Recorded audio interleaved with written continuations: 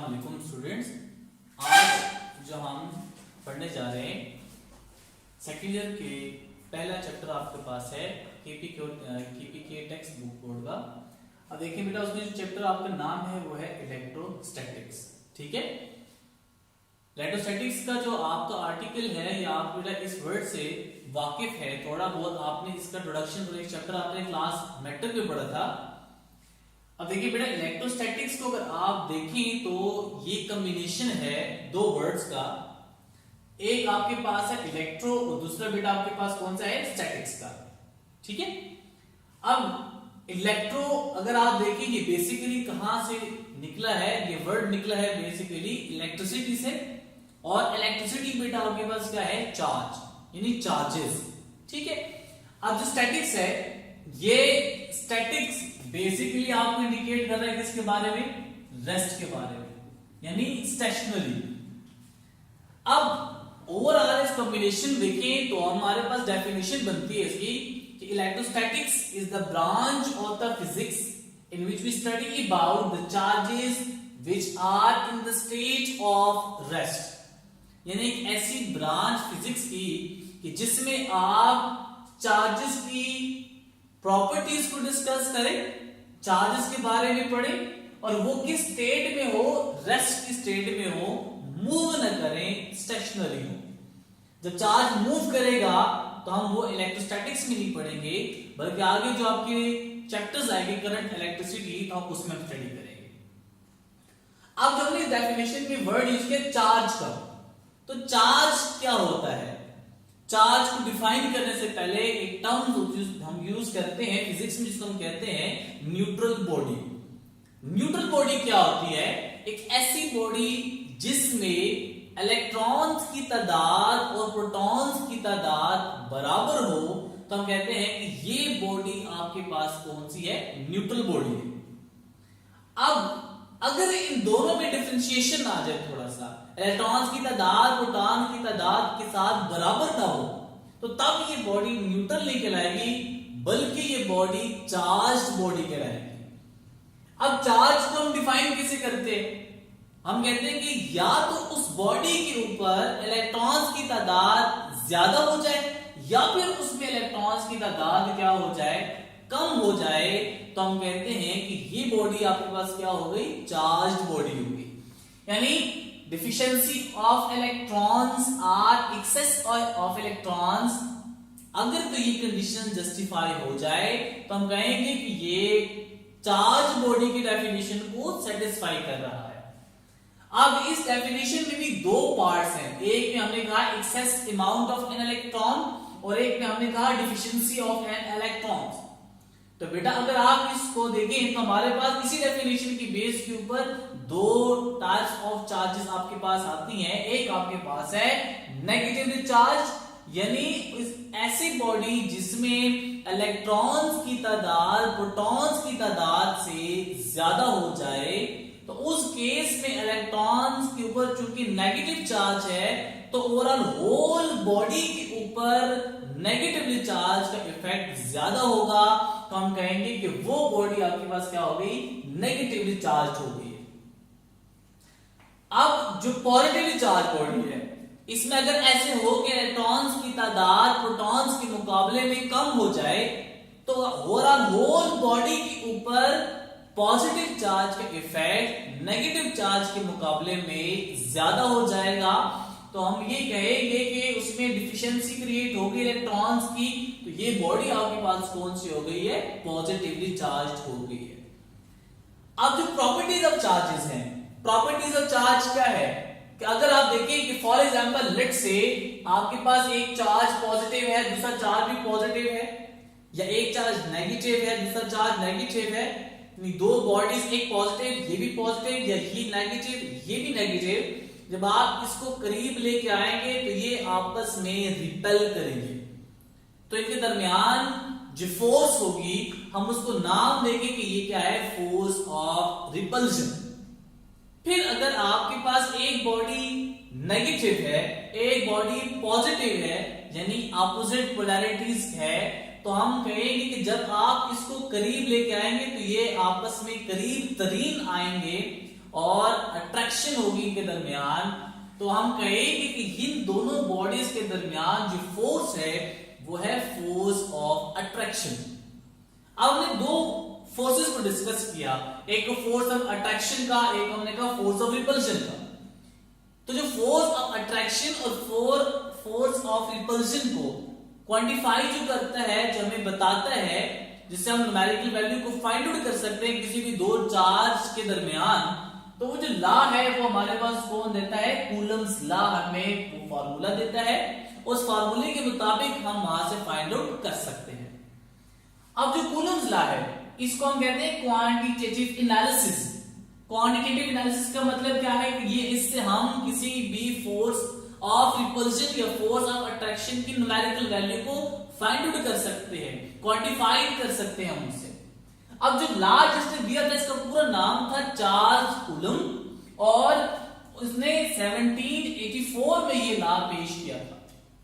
और उस टाइम पे चार्ल्स कूलम एक फ्रेंच मिलिट्री इंजीनियर था, और इस लॉ को हम नाम देते हैं क्या कहलाता है, इंपेरिकल लॉ, यानी एक ऐसा लॉ जो कि एक्सपेरिमेंट की बेस के ऊपर डिड्यूस हुआ हो, तो हम कहते हैं ये लॉ क्या है, एक इंपेरिकल लॉ है।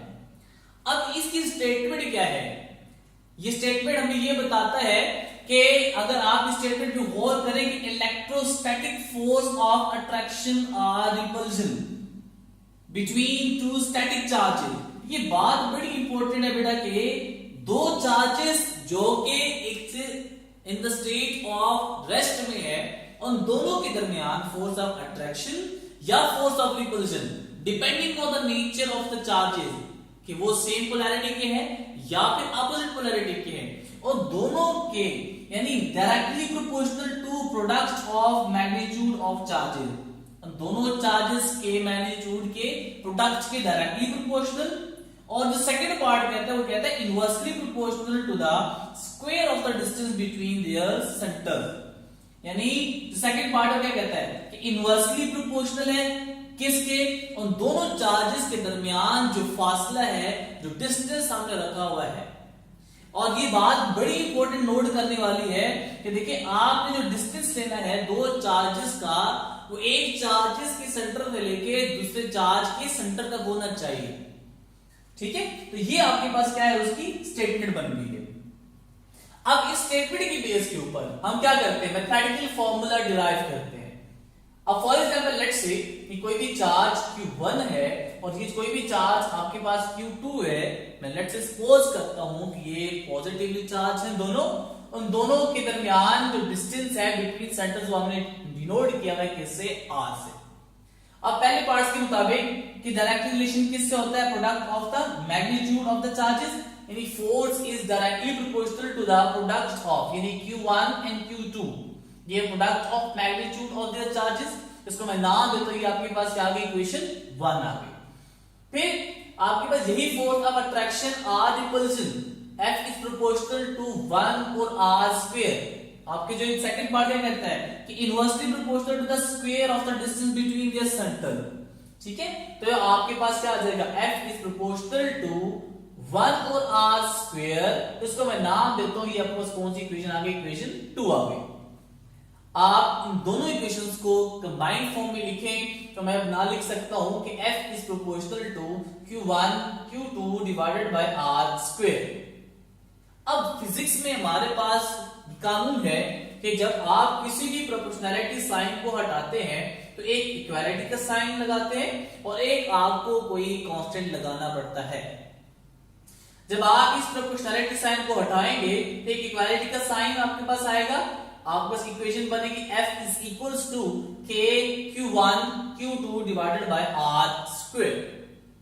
अब इस इक्वेशन में, इस फार्मूले में देखें तो जो K है ये हमने कांस्टेंट लगाया हुआ है, और ओवरऑल ये जो फार्मूला बनता है ये एक जनरल फार्मूला आपको मिल गया है किसका, कूलम फोर्स का। अब इसमें जो K है, ये K को नाम दिया जाता है, ये कौन सा आपके पास कांस्टेंट है, प्रोपोर्शनैलिटी कांस्टेंट है, और इसको हम ये भी कहते हैं ये कूलम्स कांस्टेंट है। अब अगर इसी कूलम्स कांस्टेंट का फार्मूला फाइंड आउट करना चाहते हैं तो बेटा K को आप यहां पे रहने दीजिएगा, R के यहां पे डिवीजन हो रही है, यहाँ पे हो जाके क्या कर लेगा, वो मल्टीप्लीकेशन हो जाएगी। So k is equals to F R square, यहाँ पे q1 q2 k से मल्टीप्लाई हो रहा है, इक्वेशन के साइड आगे क्या हो जाएगा, वो डिवाइड हो जाएगा। तो ये k is equals to F R square divided by q1 and q2, ये फॉर्मूला बन गया किसका, कूलम्स कांस्टेंट का। अब कूलम कांस्टेंट की डिपेंडेंस दो फैक्टर्स के ऊपर होती है। एक, वो दो चार्जेस जो आपने कंसिडर किए हुए, इन दोनों चार्जेस के दरमियान मीडियम कौन सा है, whether the medium is vacuum or dielectric। तो अगर आप डाइलेक्ट्रिक या उसके साथ कोई भी मीडियम रखेंगे, उसके साथ k की वैल्यू भी क्या होती जाएगी, वो चेंज होती जाएगी। जो सेकंड फैक्टर है वो है आपके पास सिस्टम ऑफ यूनिट, यानी जो सिस्टम ऑफ यूनिट कंसीडर कर रहे हैं वो उसके लिहाज से भी k की वैल्यूज क्या होती जाएगी, वो चेंज होती जाएगी। अब हम जो यूनिट निकालते हैं या यूनिट फाइंड आउट करते हैं या यूज करते हैं सिस्टम, उसमें अगर आप देखिए, अगर मैं k की यूनिट निकालना चाहूं तो इसमें फोर्स की यूनिट हम क्या यूज करते हैं, न्यूटन।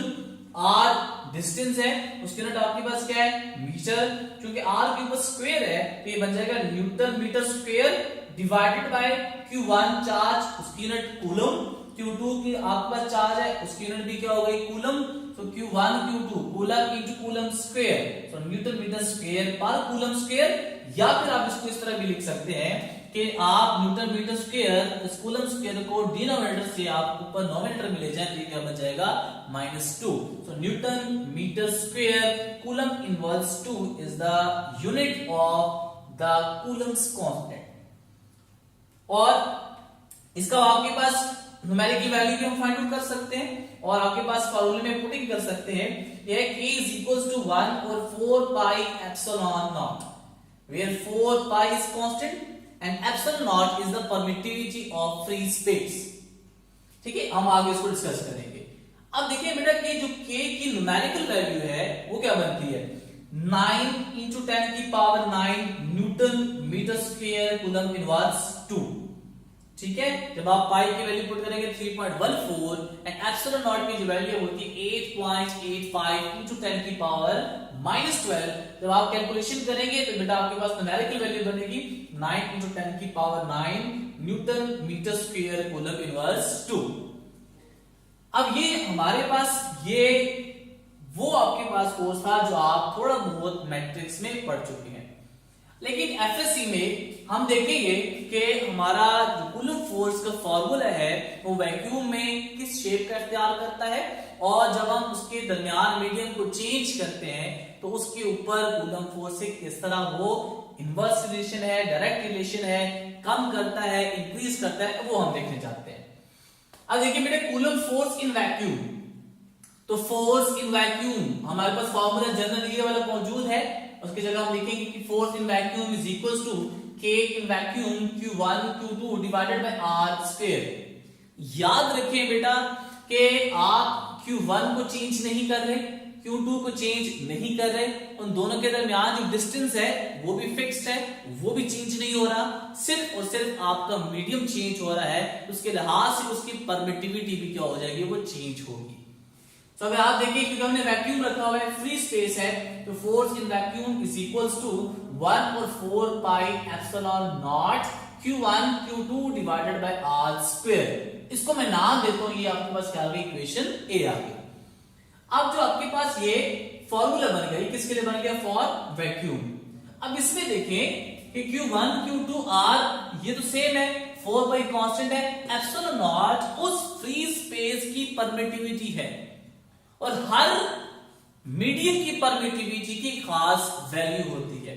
ठीक है, अब देखिए बेटा कि epsilon not is the permittivity of free space और उसकी खास वैल्यू है जो कि 8.85 into 10 की पावर -12, और बेटा यूनिट उसके अंदर आप निकालना चाहे तो बनेगी newton inverse metre inverse two coulomb square. इसके बाद अगर आप देखें, हम ये रिलेशन बड़ा इंपॉर्टेंट है, परमिटिविटी का परमिशन के साथ इनवर्स रिलेशन है। किसी भी बॉडी की अगर परमिशन ज्यादा है, अंदर किसी भी चीज को पास होने ज्यादा देता है, तो उसकी परमिटिविटी आपके पास क्या हो जाएगी, वो कम हो जाएगी। इसी तरह वाइस वर्सा हम कह सकते हैं कि अगर उसकी परमिशन कम है तो उसकी परमिटिविटी क्या हो जाएगी, वो ज्यादा हो जाएगी। और याद रखें कि परमिटिविटी की जो वैल्यू है वो वैक्यूम के लिए सबसे क्या है, कम है। बाकी तमाम दूसरे मीडियम के लिए परमिटिविटी की जो वैल्यू है वो क्या है, ज्यादा है।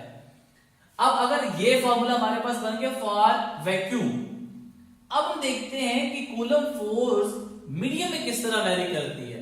अब फॉर एग्जांपल हमने इस दोनों के दरमियान पहले रखा था मीडियम फ्री स्पेस या एयर रखा हुआ था। अब हम क्या करते हैं, कोई भी डाइलेक्ट्रिक या इंसुलेटर रख लेते हैं इन दोनों चार्जेस के दरमियान। तो उस केस में जो आपका force in medium is equal to, जो फॉर्मूला बनेगा force in medium is equal to K medium Q1 Q2 divided by R square.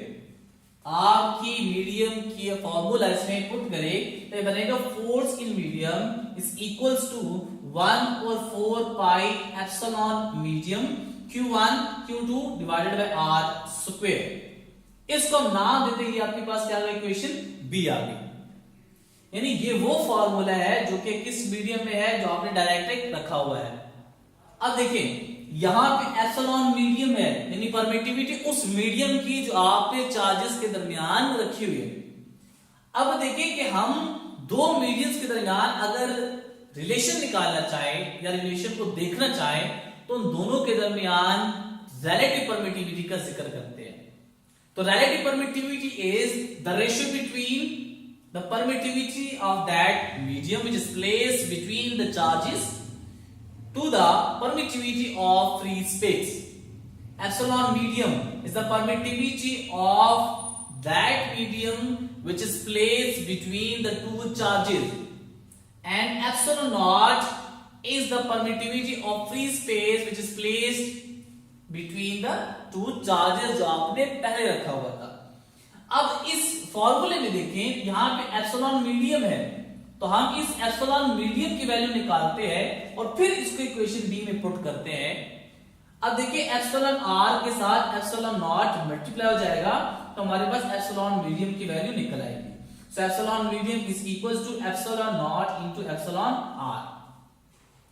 एक बात याद रखिए बेटा कि एप्सिलॉन मीडियम और एप्सिलॉन नॉट दोनों सेम फिजिकल क्वांटिटीज हैं, तो जब दोनों फिजिकल क्वांटिटी सेम हो गई तो आपका रिलेटिव परमिटिविटी की कोई भी यूनिट आपको नहीं मिलेगी।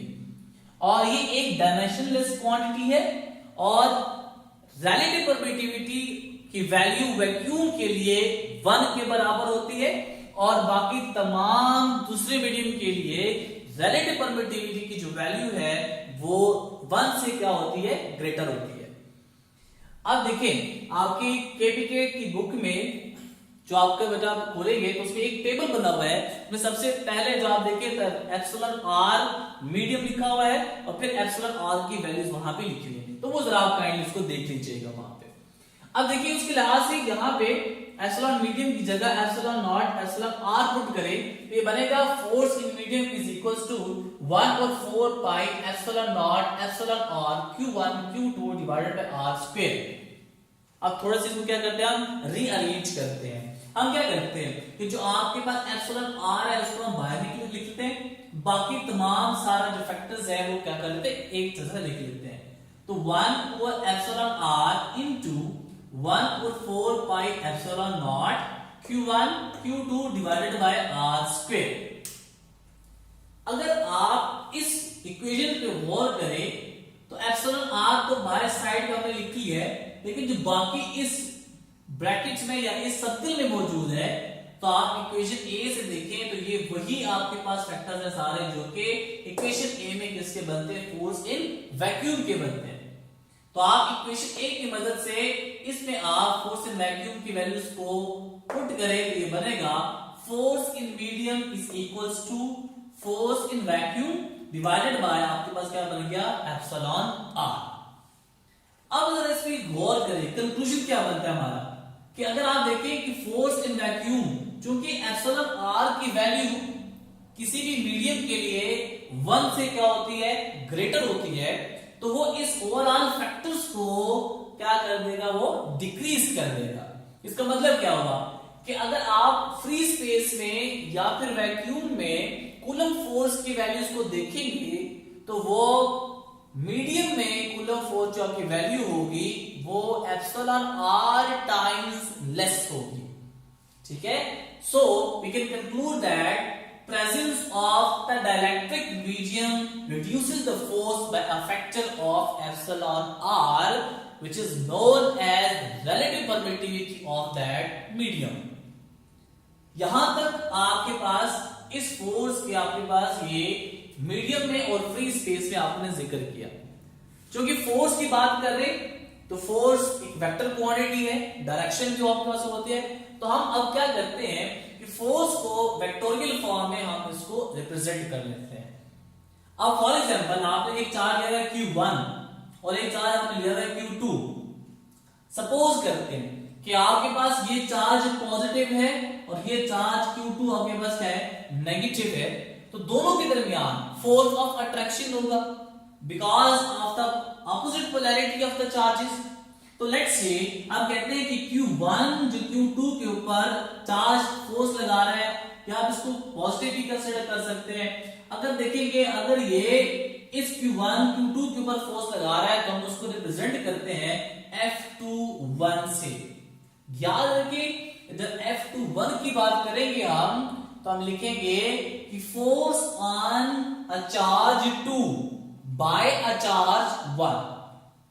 यानी F21 का क्या मतलब हुआ कि जो पहला वाला जो आपके पास ये यहां पे हिंसा होगा उसके ऊपर वो फोर्स लगाएगा। कौन लगाएगा? जो सेकंड वाले आपके पास में सबस्क्रिप्ट में लिखा होगा, यानी force on charge 2 by charge 1। चूंकि फोर्स एक वेक्टर क्वांटिटी है, डायरेक्शन अगर होती है तो हम उसको यूनिट वेक्टर से रिप्रेजेंट करेंगे। तो R21 is the unit vectors of the force which is acting on the charge 2 by a charge 1। अगर मैं सपोज करता हूं कि ये दोनों पॉजिटिव हैं फॉर एग्जांपल, तो इसके ऊपर जो चार्ज रिपल्सिव फोर्स लग रही है वो राइट साइड में लग रही है, तो उसका यूनिट वेक्टर होगा वो किधर होगा? राइट साइड पे होगा। इसी तरह अगर Q1 Q2 को अपनी तरफ या Q2 Q1 के ऊपर रिपल्सिव फोर्स लगा रहा है, तो अगर आप देखिए तो हम उसको रिप्रेजेंट करेंगे कि आपके पास क्या बनेगा? F12 यानी force on charge 1 by a charge 2। इसी तरह उसकी यूनिट वेक्टर अगर आप देखें तो क्या बनेगा? R12 यूनिट वेक्टर यानी unit vector which is along the direction of the force acting by a charge 2 on a charge 1। ठीक है, अगर ये F21 राइट साइड में है तो F12 आपके पास क्या होगा? टुवर्ड लेफ्ट साइड पे।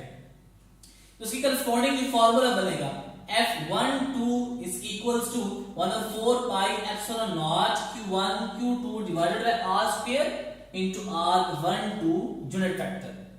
इसी तरह अगर आप देखेंगे F21 का जो फॉर्मूला बनेगा वो क्या बनेगा? F21 is equals to 1/4 pi epsilon naught Q1 Q2 divided by R square R21 unit vector. अब अगर आप इसको देखें, हम सिर्फ और सिर्फ ये यूनिट वेक्टर्स को जरा देखें, तो मैं इस यूनिट वेक्टर्स के लिहाज से ये लिख सकता हूं कि R12 यूनिट वेक्टर जो है R21 यूनिट वेक्टर्स के बराबर नहीं हो सकता। लेकिन मैं ये तो लिख सकता हूं कि दोनों की जो डायरेक्शन है वो अपोजिट है, तो मैं अगर उसको नेगेटिव से रिप्रेजेंट करूं तो हमारे पास डायरेक्शन उसकी क्या हो जाएगी? वो रिवर्स हो जाएगी। तो अगर R12 जो आपके पास ये है ये टुवर्ड्स किधर है? लेफ्ट साइड में, और R21 राइट साइड में है, तो मैं अगर R21 के साथ एक नेगेटिव साइन लगाऊं तो इसका मतलब हुआ कि मैंने उसकी डायरेक्शन को क्या कर दिया है? रिवर्स कर दिया है। तो R12 भी लेफ्ट साइड पे हो गया और R21 भी किधर हो गया? वो लेफ्ट साइड पे हो गया। तो अगर आप यहां पे R12 और माइनस R21 को आपस में बराबर इसमें पुट करें इस यूनिट वेक्टर में, तो आपके पास क्या बनेगा? F12 बराबर हो जाएगा किसके? माइनस F21 के। और यही आपको क्या बता रहा है न्यूटन थर्ड लॉ से? हम कह सकते हैं कि दोनों के दरमियान जो फोर्स ऑफ अट्रैक्शन है या रिपल्शन है वो मैग्नीट्यूड वाइज बराबर होती है, लेकिन उनकी डायरेक्शन क्या होती है? वो अपोजिट होती है, यानी डिफरेंट होती है। और याद रखें कि जो कूलम फोर्स है ये म्यूचुअल फोर्स है। अगर आपसे कोई पूछता है कि फॉर एग्जांपल आपके पास एक चार्ज है वो 10 न्यूटन का है और दूसरा चार्ज है वो 100 न्यूटन का है, तो बताएं कि कौन सा चार्ज किस चार्ज के ऊपर ज्यादा फोर्स ऑफ अट्रैक्शन लगाएगा या फोर्स ऑफ रिपल्जन लगाएगा। तो क्योंकि अगर आप इस जनरल फॉर्मूले में देखें तो वो दोनों के ऊपर डिपेंड कर रहा है, म्यूचुअल फोर्स हो इसलिए कहते हैं कि वो दोनों के प्रोडक्ट के ऊपर डिपेंड कर रहा है। तो आप ये नहीं कह सकते कि 100 कूलम वाला चार्ज 10 कूलम चार्ज के मुकाबले में फोर्स ऑफ अट्रैक्शन ज्यादा लगा रहा है या फिर फोर्स ऑफ रिपल्जन ज्यादा लगा रहा है। ठीक है, तो ये बेटा यहां तक आपका क्या हो गया, ये एक थ्योरेटिकल पार्ट हो गया। अब आप केपी के बुक में अगर आप देखें तो केपी के बुक में जो पहला एमसीक्यूज है, एक्सरसाइज का एमसीक्यूज है, हम उसको सॉल्व करने जाते हैं। वो एमसीक्यूज आपके पास क्या है, जो पहला पार्ट है, जो पहला एमसीक्यूज है एक्सरसाइज का, उसके कुछ गिवन कंडीशन आपके पास ये है। एमसीक्यूज नंबर 1 वो ये कहता है कि आपके पास एक चार्ज है, आपने उसको क्या किया, दो हिस्सों में डिवाइड कर दिया है। ठीक है, यानी एक चार्ज Q था, आपने उसके दो हिस्से कर दिए और दो हिस्से इस तरह कर दिए कि एक पार्ट उसका आपके पास क्या है Q और दूसरा पार्ट आपके पास क्या है Q माइनस Q। और आप ये बताएं कि किस कंडीशन में आपके पास फोर्स मैक्सिमम होगी अगर उनके दरमियान जो डिस्टेंस है वो R कैपिटल R के बराबर है। आप फाइंड करें तो फाइंड फोर्स मैक्सिमम। ठीक है, और उसमें जो ऑप्शन गिवन है उसमें एक ऑप्शन ए है। ऑप्शन ए आपको बताता है कि अगर Q is equal to Q/4, B option, ये चार ऑप्शन आपको गिवन है। एक पहले ऑप्शन आपके पास है Q is equal to Q/4, दूसरा ऑप्शन बेटा आपके पास है Q is equal to Q/2, C option आपके पास है Q is equal to capital Q and D option आपके पास है नन ऑफ दिस। हम इन चार जो ऑप्शन गिवन है इसमें हमने सुटेबल ऑप्शन को क्या करना है, फाइंड आउट करना है। तो हम इसको सॉल्यूशन कॉन्फर्म सॉल्व करते हैं। देखिए आपके पास फार्मूला क्या था, F is equal to K Q1 Q2 divided R square. ये जो आपके पास गिवन कंडीशंस है ये इसमें पुट करें तो फार्मूला क्या बनेगा, F is equal to K, एक पार्ट आपके पास क्या है Q, दूसरा पार्ट आपके पास क्या है Q माइनस Q, और आपके पास R की जगह क्या है कैपिटल R इंटू स्क्वायर। ये फार्मूला आपके पास बन गया according to the given condition. अब फोर्स मैक्सिमम फाइंड करनी है तो बेटा आप इसमें पहला ऑप्शन पहले आपके पास क्या है Q is equal to Q/4। तो इस फॉर्मूले में जहां पे स्मॉल q है उसकी जगह आप पुट करें कैपिटल Q डिवाइडेड बाय 4, तो ये बनेगा force is equal to K into Q/4 into Q minus Q/4 divided by R square. ठीक है, जब आप इसको सॉल्व करेंगे तो ये बनेगा K इंटू, बेटा यहां पे आप एलसीएम ले लेना, कैपिटल Q/4 तो एज इट इज आ गया, यहां पे Q/4, यहां पे Q है, एलसीएम आपके पास क्या आएगा 4। अब देखिए 4Q माइनस Q तो बन जाएगा 3Q। ठीक है, और आपके पास क्या बन जाएगा R स्क्वायर। ठीक है, तो बेटा आप इसको सॉल्व करेंगे तो ये आपके पास बनेगा K इंटू Q स्क्वायर, और ये बनेगा 3 और डिवाइडेड बाय 4 इंटू 4 16 और R स्क्वायर। एक आपके पास ये हमने क्या कर लिया, ऑप्शन फाइंड आउट कर लिया। अगर आप इसको देखें जरा तो जब आप इसको सॉल्व करेंगे ये बनेगा is equals to 0.1875 Q square divided by R square, और साथ में आपके पास क्या है K की वैल्यू। ये एक आपके पास फोर्स की वैल्यू फाइंड आउट हो गई जो कि आपने इसमें क्या पुट कर दिया है, एक पहला ऑप्शन फाइंड आउट कर दिया इसमें जो आपका गिवन एमसीक्यूज है। अब देखिए दूसरा जो आपके पास इसमें ऑप्शन दूसरी है कि स्मॉल q को आप पुट करें Q/2 से, तो ऑप्शन बी जरा देखें कि Q is equals to Q/2। इस इस फॉर्मूले में जरा देखें, पुट करें जरा इसमें जरा, तो आपको क्या आएगा, F is equal to K into Q by 2 minus capital Q as it is, small q की जगह आपके पास क्या आ जाएगा, Q by 2 divided by R square. तो आप इसमें लिखिए, इसको सॉल्व करें जरा, तो बस बनेगा K into Q by 2 as it is आ गया। यहां फिर एलसीएम ले तो बड़ा आपको बनेगा 2 एलसीएम, तो 2Q माइनस Q, ये बन जाएगा आपके पास Q बाई 2 और डिवाइडेड बाय डिनोमिनेटर में आपके पास R स्क्वायर है, तो वो एज इट इज आ जाएगा। अब देखिए इसको जरा सिंप्लीफाई करते हैं। So F is equals to K into Q square divided by R square, ये आपके पास एज इट इज आ गया, और यहां पे आपके पास क्या है, divided by 2, 2 multiply by 2 4, so ये बन जाएगा आपके पास 1 divided by 4 K Q square divided by R square. तो आज इसको सॉल्व करेंगे तो ये बनेगा F is equals to 0.25 K Q square divided by R square. ये आपके पास क्या आ गया, सेकंड ऑप्शन पुट करने से ये वैल्यू आपके पास आ गई। अब देखिए K Q square R square यहां पे भी कॉमन है और यहां पे भी कॉमन है, यहां पे है 0.1875, यहां पे है 0.25। अब जो C ऑप्शन है वो क्या है, Q is equals to Q, तो बेटा फॉर्मूला क्या है, F is equals to K small q into capital Q minus small q divided by R square. अब आपने जो आपके पास ऑप्शन है वो क्या है कि Q को कैपिटल Q के बराबर पुट करें, ये बनेगा F is equals to K